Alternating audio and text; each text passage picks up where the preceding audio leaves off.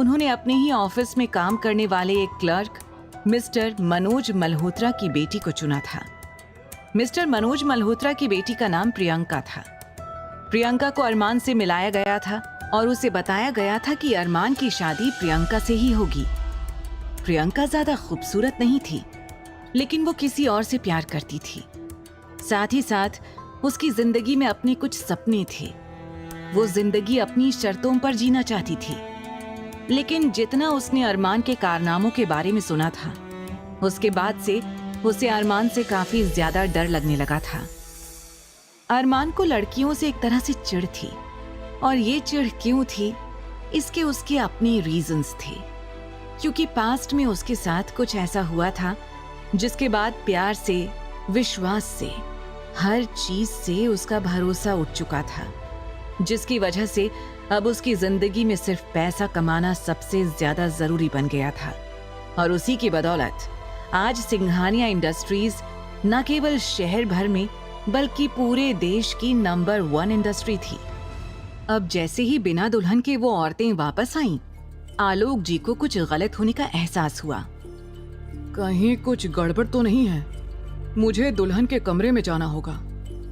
वो बिना कोई हलचल किए उस कमरे की ओर जाने लगे जिस कमरे में प्रियंका यानी कि दुल्हन मौजूद थी। और जैसे ही वो वहां गए, उन्होंने देखा कि कमरे में किसी के रोने की आवाज आ रही थी।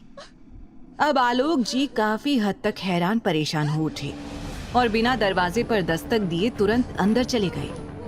अंदर आकर उन्होंने देखा कि एक बहुत ही खूबसूरत और प्यारी सी लड़की का हाथ मनोज जी यानी कि प्रियंका के पापा ने पकड़ रखा था, और साथ ही साथ प्रियंका की माँ उसे मार रही थी।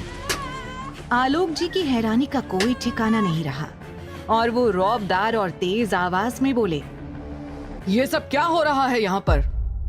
आलोक जी की रौबदार आवाज गूंजते ही सभी हैरानी और डर से आलोक जी को देखने लगे, और वो लड़की जिसका हाथ मनोज जी ने पकड़ रखा था बुरी तरह से रोने लगी। तभी आलोक जी फिर से बोले, ये लड़की कौन है और इसको आप इस तरह क्यों मार रहे हैं? और प्रियंका कहाँ है? नीचे पंडित जी दुल्हन को मंडप में बुला रहे हैं। जल्दी बताइए, प्रियंका कहाँ है? अगले ही पल मनोज जी और साथ ही उनकी पत्नी सीमा जी दोनों सिर झुकाकर खड़े हो गए, और सीमा जी धीमी आवाज में बोली, हमें माफ कीजिएगा सर, प्रियंका यहाँ नहीं है। ये कहते हुए सीमा और मनोज ने अपने हाथ जोड़ लिए। आलोक जी हैरान हो गए। उनका गुस्सा काफी ज्यादा बढ़ चुका था। वो बोले, ये क्या बकवास कर रहे हो मनोज तुम?